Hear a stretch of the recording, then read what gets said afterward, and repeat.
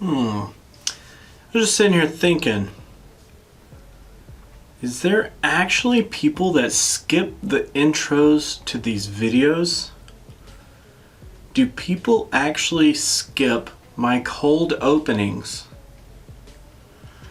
Well, if you skip my cold openings, you'll never, ever get to see what I'm about to show on this green screen.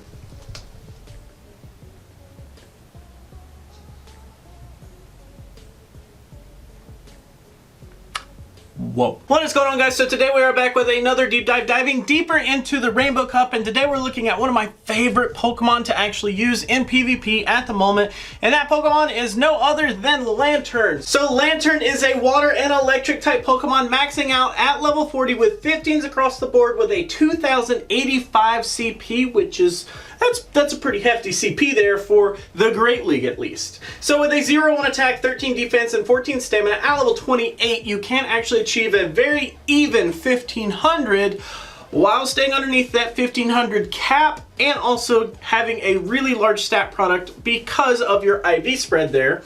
Now, of course, according to my spreadsheets and all the numbers that I have ran, Lanturn should rank around 5th in bulk and 4th in stat product, which is just ooh. And of course, all that actually comes from our base stats here with a 146 on attack, 137 defense, and a 268 on stamina there. So pretty gnarly. Now, it's not the best, but you know, we can do that. So the big debate with Lanturn actually seems to be, what fast move do I use? Do I go with Water Gun? Do I go with Charge Beam? Which one is better? You should just choose one. It shouldn't really matter. Well, today we're actually going to be taking a look at both of these moves to try to figure out which one does better in overall performance inside of the Rainbow Cup. Now, coming off of previous cups, I have just really been a fan of Charge Beam, and after doing this deep dive, I might actually be switching my mind on that. But let's get into these moves to figure out what it's all about here. So our first fast move is Water Gun for 3 energy per turn. You do get 3 damage per turn. After stab does come into effect, it is bumped up to a 3.6. Charge Beam here is a 3.67 energy per turn for a 1.67 damage per turn. After you do factor in stab, it does bump up to an even 2 damage there. So the big argument is, do we want this 2/3 more of an energy per turn while sacrificing quite a bit of our damage, or do we want a very comparable energy per turn for a lot more damage? And I mean, I have always been on the Charge Beam side. I would much rather get to my charge moves so much faster than having to do a decent amount of damage for my fast move. Considering that we do have this Hydro Pump, I'd like to get to Hydro Pump as quickly as possible if I need it, but in that case, you could just use Water Gun. I mean, it's still water type damage, bruh. Now moving on to our charge moves here, we do have Hydro Pump, costing 75 energy for 130 damage. Holy whoa. For a 1.73 damage per energy ratio. After stab, it does get bumped up to 156 for a 2.08, which is great. Thunderbolt here, costing 55 for 90 damage at a 1.64 damage per energy ratio, so pretty respectable. After stab, it does get bumped up to 108 for a 1.96, which is looking a lot better there. Then we do have Thunder for 60 energy. We do 100 damage at a 1.67 damage per energy ratio. After you factor in stab, it does get bumped up to this 120 for an even 2.0 on the damage per energy ratio.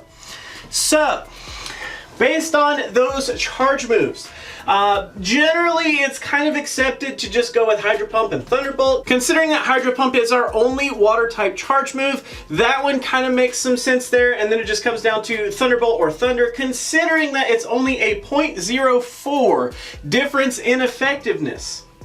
Thunderbolt makes a lot more sense. It does give us a little bit more speed because we do have 5 less energy to actually fire, which does actually mean 2 more turns depending on whichever move you end up using there. So, meh. I personally like Thunderbolt. It's just me though. So, for the purposes of this video, we're going to compare Water Gun and Charge Beam with Hydro Pump and Thunderbolt as our 2 charge moves there.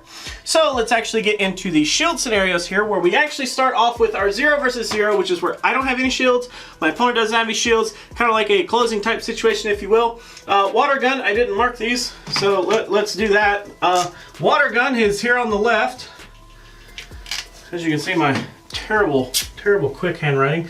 And Charge Beam is there on the right. So with Water Gun, we actually end up winning 72.8% of our matchups, while with Charge Beam, we actually only win 69.6%. We went down with Charge Beam.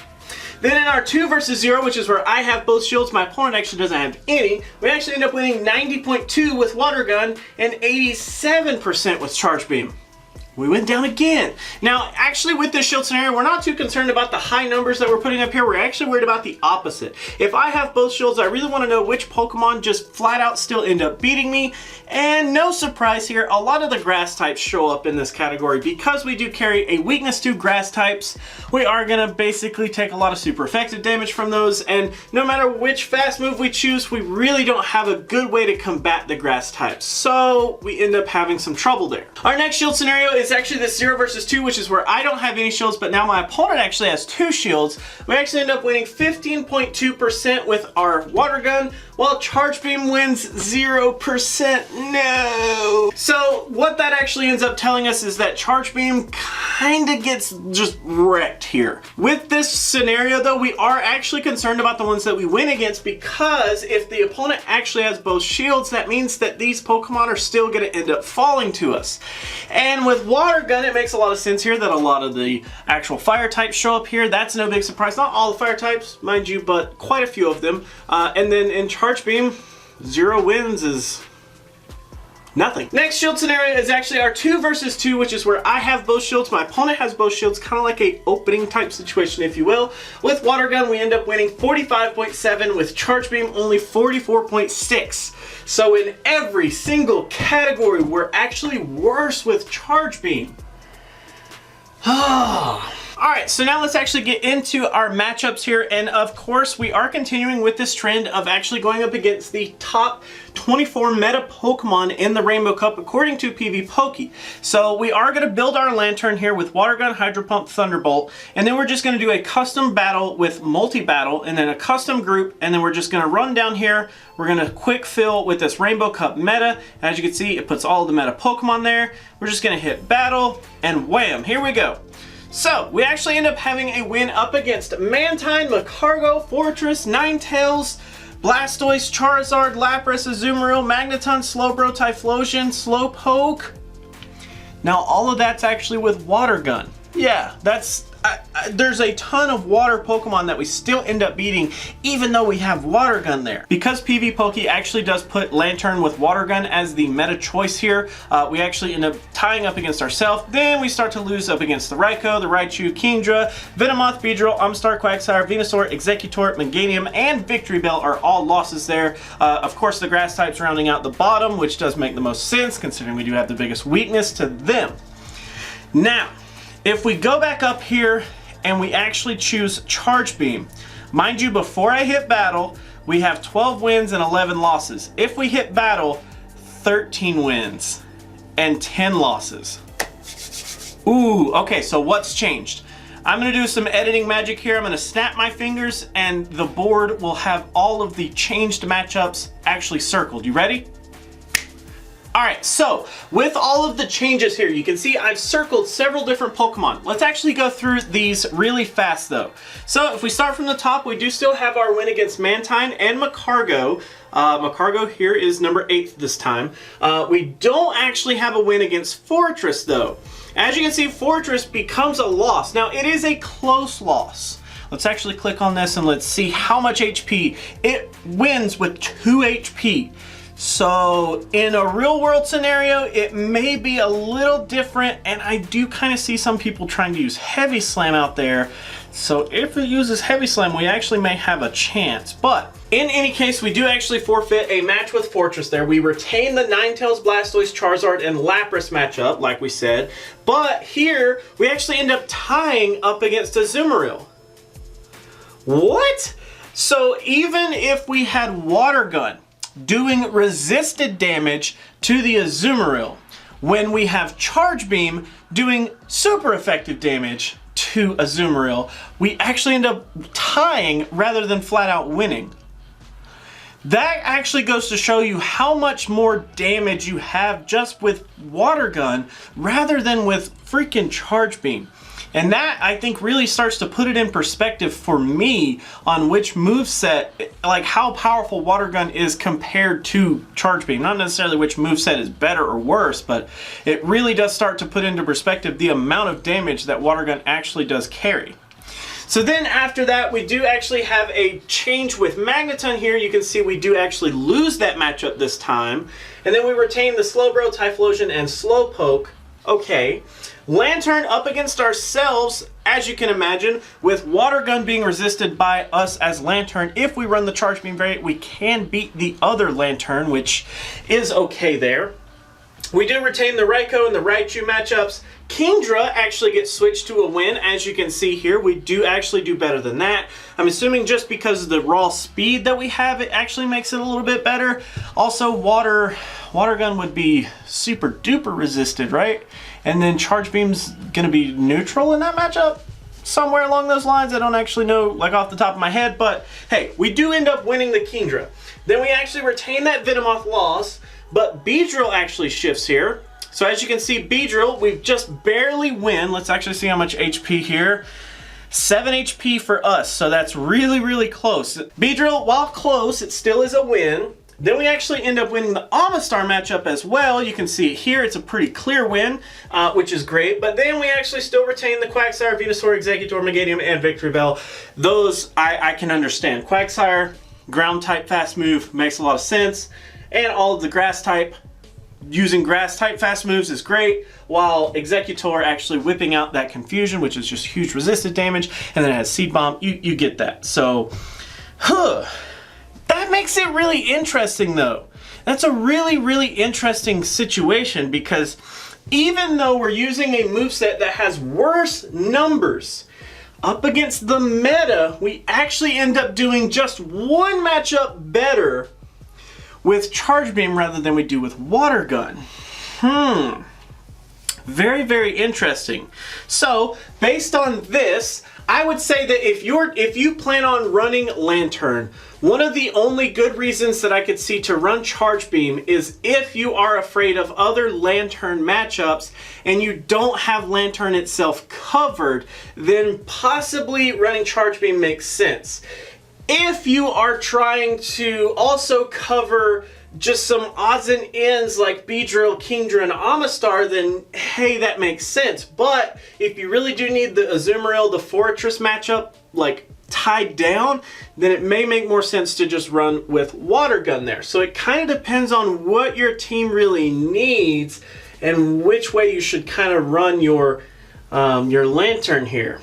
But let's actually go ahead and get into some of our countering sections. So I'm actually not going to go over every single thing here. I did run all of these simulations with both movesets. To prevent this video from actually being over 20 minutes like all of my deep dives have been lately, I'm just going to go over the Water Gun, Hydro Pump, Thunderbolt, and then we'll just talk about the actual Charge Beam variants here. So starting with our fire typing here, it is on the top, which means we should actually be targeting here. Considering that we're carrying Water Gun, it does make a lot of sense that the fire matchups are no big deal here. With Water Gun, we actually do end up beating every single fire type, so that is a-okay. If we do switch off to Charge Beam, we do end up having a tie, and if I'm not mistaken, it is up against Charizard. Let's actually, I mean, we might as well switch over for that one. So fire there. And no, it is actually Ninetales, I'm sorry. Ninetales is actually the one that we end up tying against, which is really interesting. Now, what makes it so much different here, it does look like it's still running Fire Spin. Interesting. So let's actually try Charge Move Priority here. So if it has Charge Move Priority, it will actually win.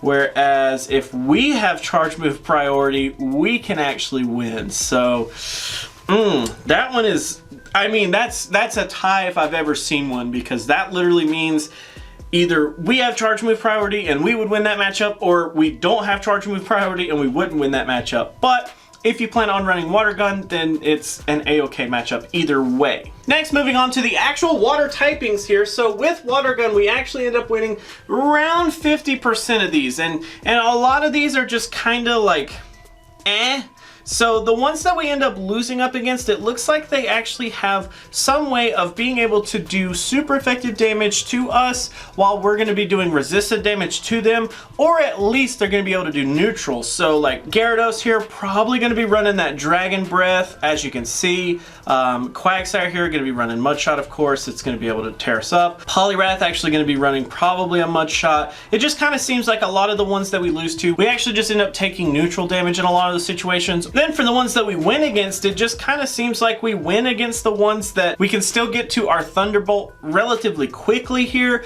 and while they're doing resisted or neutral damage, they don't have the stats to at least survive long enough, or they just end up taking, you know, too much damage and they can't output enough back. So the water typing is kind of like split in half until you switch over to Charge Beam, when then it actually becomes only 2 losses and 3 ties. So whew, the water typing is definitely heavier in the water gun matchup because you can't win as many, but if you switch to Charge Beam, you definitely have an easier time. Now, as far as the typings that we don't do so great up against, or if you're thinking about bringing a Pokemon to counter Lanturn here, bug typing starting us off here, we actually, with water gun, only have 5 wins. Fortress, Pineco, Ladian, Yanma, and Pinsir, while we do have a tie up against Scizor, and it's just kind of downhill from there. If we switch over to Charge Beam though, it actually only translates to 4 losses. So we actually end up doing a lot better with that scenario. In the electric type matchup, this one's kind of rough. So with Water Gun, we only have 6 wins, which are Chinchou, Flaffy, Electrode, Magnemite, Jolteon, and Ampharos. In the losses though, we do lose quite a few here. So Magneton, Raikou, Electabuzz, Raichu, Lanturn ourselves, of course, if we're using Charge Beam there. And then Zapdos is actually bringing up the bottom.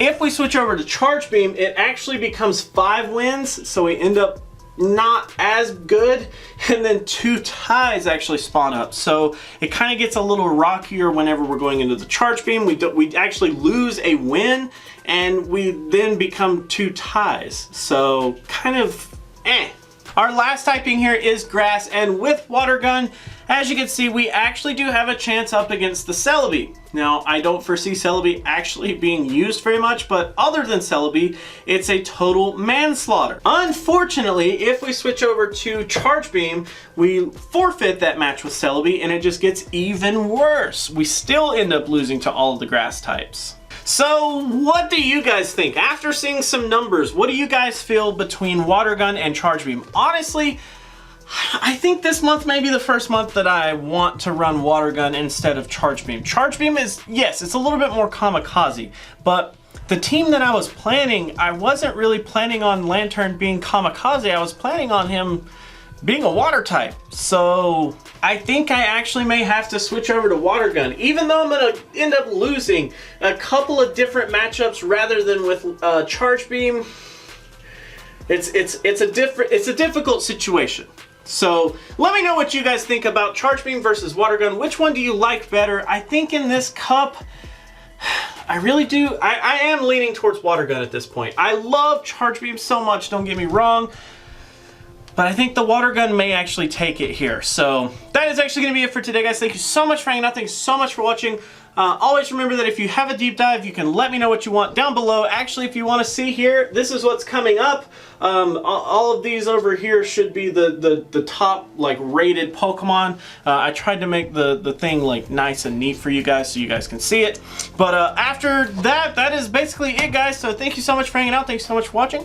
Always remember that if you like to like videos, you can do that. But if you don't, you can be that guy. Otherwise, I would just say down in the comments below. And until our next video, I will catch you then.